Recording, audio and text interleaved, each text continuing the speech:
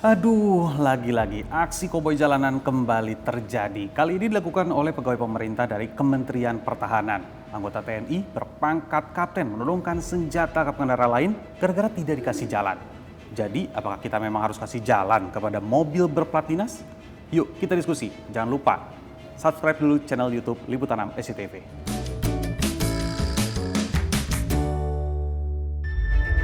Akibat aksi koboinya di Tol Jagorawi membuat Kapten RS akhirnya dibebas tugaskan dari Kementerian Pertahanan.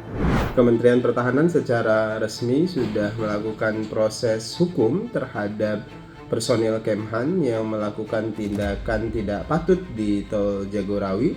Yang bersangkutan diputuskan akan dikembalikan ke Mabes TNI kepada seluruh masyarakat yang merasa tidak nyaman dan merasa tindakan personil Kementerian Pertahanan tersebut tidak patut dan tidak layak. Oleh sebab itu, dengan terbuka kami memohon maaf kepada seluruh masyarakat.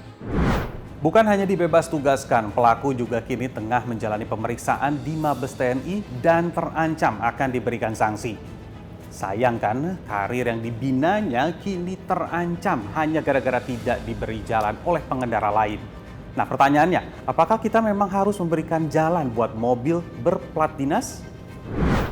Kalau untuk kendaraan yang mendapatkan prioritas ya Mbak ya, sebagaimana disebutkan dalam pasal 134 Undang-Undang Lalu Lintas dan Angkutan Jalan, di sana sudah disebutkan 7 prioritas kendaraan yang mendapatkan prioritas. Sebagai contoh, mungkin urutan pertama di situ kendaraan pemadam kebakaran, terus kemudian kendaraan ambulan, terus kemudian kendaraan untuk memberikan pertolongan kecelakaan lalu lintas dan sebagainya. Jadi untuk kendaraan plat dinas di sini tidak mendapatkan prioritas. Aksi koboi jalanan ini bukan kasus yang pertama. Sebelumnya juga banyak banget pengendara yang arogan di jalanan udah kayak jagoan. Tapi setelah masuki proses hukum ya ujungnya juga sama, yaitu minta maaf.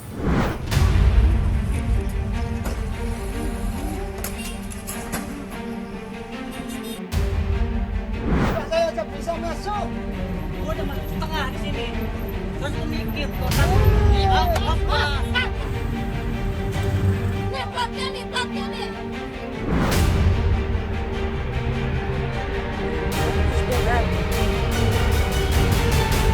Ada yang iniin sih.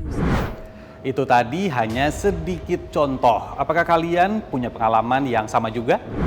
Pernah, sering itu, karena kan saya kebanyakan di jalan juga ya. Sering mengalami kayak gitu. Dia klaksonin pakai strobo tuh, tapi nggak ada patwalnya, karena itu mengganggu juga. Hanya kita hidup di jalanan sebagai driver, jadi sering kadang ada kendaraan yang mobil dinas itu masuk busway, kadang ugal-ugalan atau suka ngambil jalur kiri, dan ya tanggapannya sebenarnya itu nggak bagus lah untuk kita semua gitu. Sebaiknya sih jangan terulang lagi gitu aja.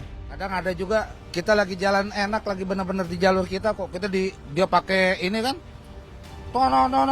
wih, seolah-olah dia yang punya ini kan, kita juga bayar di sini gitu kan. Iya, kayak dia yang punya negara gitu. Terus kita siapa?